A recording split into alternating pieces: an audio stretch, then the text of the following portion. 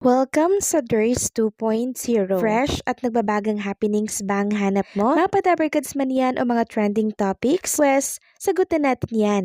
Kaya naman isubscribe nyo na ang ating channel para sa mga nagbabagang balita everyday. Welcome back again sa ating YouTube channel mga kadabarkads, and for today's video ang pag-uusapan natin ay tungkol sa mga importanteng kaganapan sa loob at sa labas ng Eat Bulaga.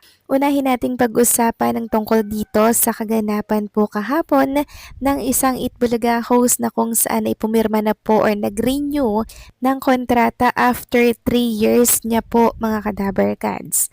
Ayon nga dito, 3 years with our Best Girl Ever officially renew with Karen Eistrup for another year with Broadway Gems.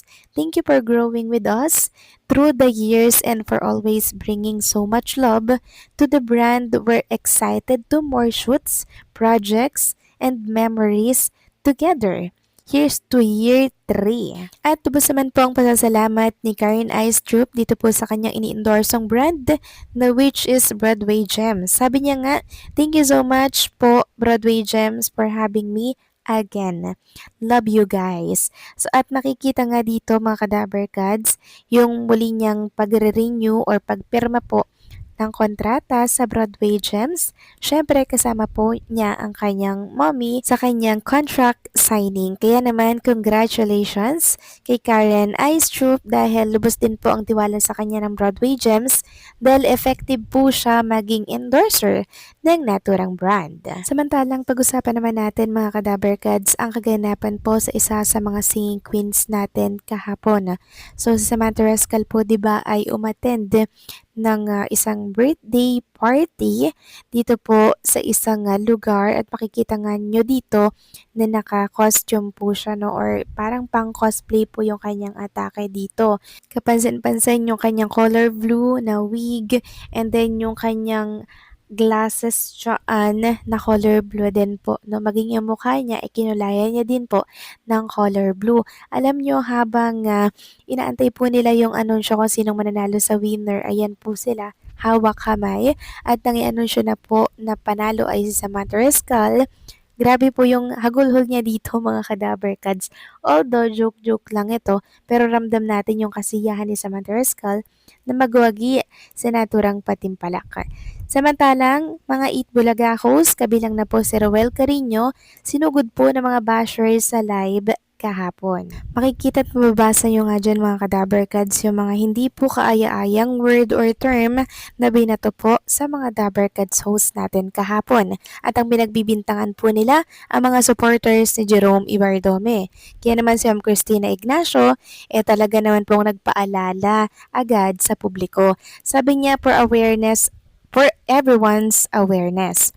Members of Geromantics Global do not tolerate or engage in this kind of negative posting or fan wars.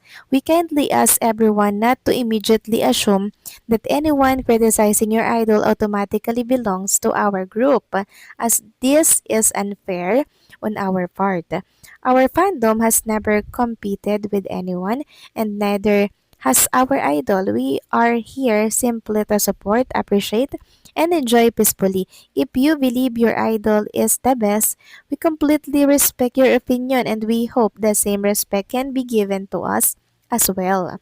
Please allow us to enjoy and support quietly without dragging our group into unnecessary issues. Let's promote respect, maturity, and positivity among all fandoms. So napakaganda po ng mensahe ng Christina Ignacio. Huwag nyo nga namang sinisisi or wag nga namang sinisisi ng ilan yung fandom po or supporters nitong si Jerome Ibardome dahil tahimik po sila dito mga kadabarkads. Marahil yung mga taong yan, yun talaga yung mga bashers ng mga Itbulaga host or ng Itbulaga. And speaking of Jerome Ibardome, mga kadabarkads, pinakita nga po ni Ma'am Christina Ignacio itong pagkasimple no nitong si Jerome Ibardome na kung saan ay tamang kain lamang po siya dyan ng siomai, master siomai siguro to. Tapos yung ulam niya po dyan, yung siomai, tapos pumili lang siya ng kanin. O ayan o, napakasimple niya po mga kadabarkads. Nananahimik po dito ang mga supporters ni Jerome Ibardome kaya sana ay hindi naman po ito idamay sa ganitong kaguluhan. So, suportahan po natin ang gusto nating suportahan without dragging anyone, mga Kadaber Gods, okay? Dagdag pa nga ni Ma'am Christina Ignacio, you think someone better than Jerome, more popular than Jerome, more talented than Jerome? That's okay. Build them it's shown if you want, because Jerome was never trying to sit above anyone. He never moved with envy, never chased validation, never begged to be seen. That's what makes him different. Some people compete for attention. Jerome compete with the persons he was yesterday. And then people who love him, we don't love him because he's perfect. We love him because he's real, because he stay humble when the world gets loud, because he carries himself with quiet strength, because he never had to tear others down to stand tall. Popularity fades, talent can be debated, but character speaks for itself. Jerome doesn't need a crown to prove his worth. The respect he earns is enough. We love you, Jerome, hanggang dulo. So, ganyan po pinoprotektahan at pinapahalagahan nila Ma'am Christina Ignacio at ng Jeromantics. Ito nga si Jerome Ibardome. Kasi si Jerome po, very humble niyan, mga Kadaber Gods. Kaya suportahan na lang natin yung gusto nating suportahan. Kung gusto niyo yung suportahan si Rowell, then suportahan niyo po ito. Kung gusto niyo kay Jerome, suportahan niyo ito. Pero sana, wag nating sirain yung friendship na meron si Jerome and si Rowell Carino, kasi sa likod po ng camera, napakaayos po ng samahan yan, mga Kadaber Gods. Kaya sana'y wala pong kaguluhan or awayang nangyayari po sa magkabilang panig. Samantalang next topic naman, ipapakita ko po sa inyo, mga Kadaber Gods, itong naging vacation trip ni Maine Mendoza and Arjo Atayde. Kapwa sobrang saya nila dito, mga Kadaber Gods, kaya sa mga bashers at sa mga fake news na nagkakalat siya ng balitang hiwalay na po si Maine and Arjo, ito po ang katotohanan.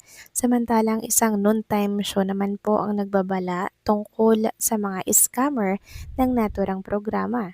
Ayon nga dito sa Willionario, pinag-iingat ang lahat sa kumakalat na scratch card, scam o kahit na anong laro na ginagamit ang pangalan ni Will Network Inc. Tandaan ang mga red flags kapag may nagpapakilalang taga-Willionario daw sila, 500 registration fee, hindi totoo yan.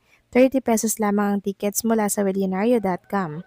Biglang milyon-milyon ang panalo, sasabihin nanalo ka ng 1,693,300 kahit hindi mo pa nakikita ang winning combination.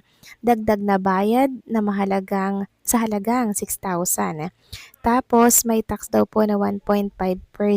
So hindi daw po yan totoo. Kaya naman maging matalino rin tayo, mga Kadaber Gods, kung isa po tayo sa mga naglalaro din dito sa scratch card ng Willionario. So paano, mga Kadaber Gods, hanggang dito na lamang pong update natin at maraming salamat sa inyong patuloy po na pagsuporta.